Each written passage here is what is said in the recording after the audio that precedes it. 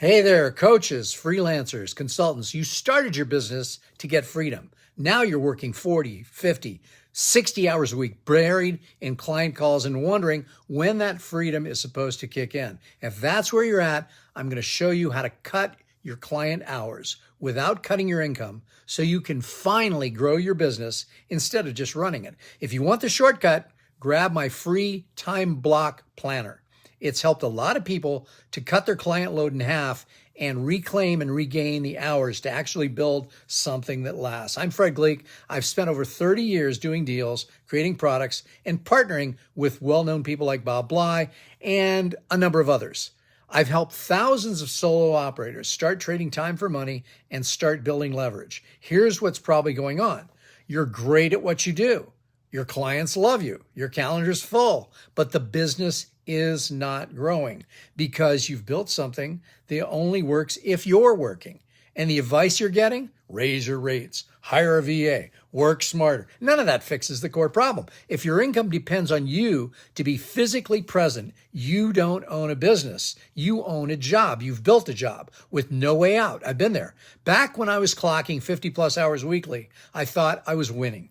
Good clients, steady money, lots of action, but I was stuck, no leverage, no system, just treading water. And then I made one shift that changed everything. I stopped selling hours and I started building leverage. Here's how you can do the same. Step one, ruthlessly audit your time. Track everything you do for one full week, not just billable hours, all of it. I found I was burning 15 hours a week on things my clients didn't even care about. Endless back and forth, over polishing deliverables, fixing things that weren't broken. Cut that and boom, there's your first chunk of time to work with. Step two, stop billing hourly. Start charging for outcomes. Hourly billing punishes efficiency.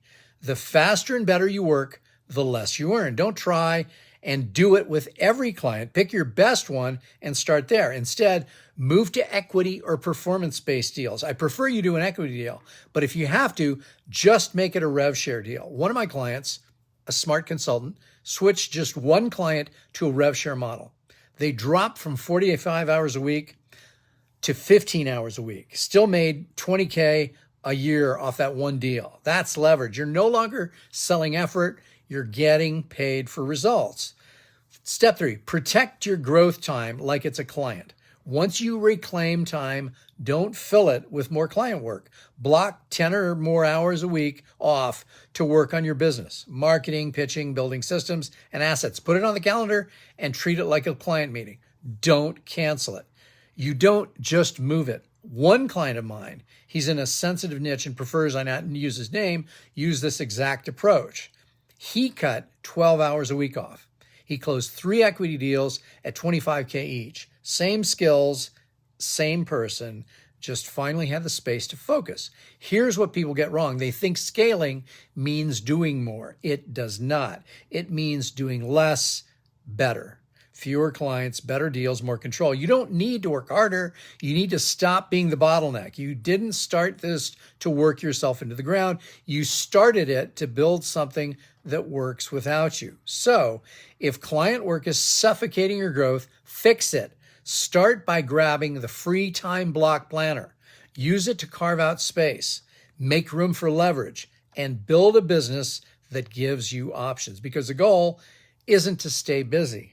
The goal is freedom, your freedom.